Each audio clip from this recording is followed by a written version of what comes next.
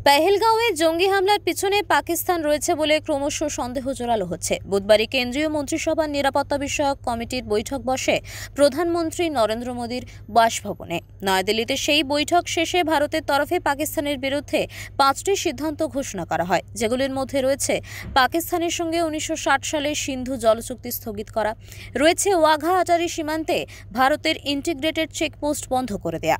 শুধু তাই নয়, পাকিস্তানের নাগরিক যারা বৈধ নথি নিয়ে ভারতে এসেছেন তাদের 1 মের মধ্যে ভারত ছাড়ার নির্দেশ দেওয়া হয়েছে।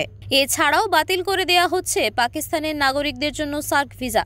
যে পাকিস্তানিরা এই ভিসায় ভারতে রয়েছেন তাদেরকে 48 ঘন্টার মধ্যে ভারত ছাড়ার কথা বলা হয়েছে। সেই সঙ্গে নয়াদিল্লিতে পাকিস্তানি দূতাবাসে থাকা প্রতিরক্ষা আধিকারিকদের অবাঞ্ছিত বলে ঘোষণা করেছে কেন্দ্র।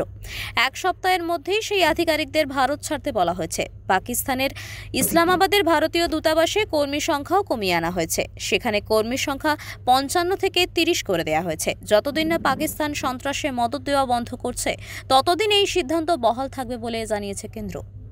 ব্যুরো রিপোর্ট, ওঙ্কার বাংলা।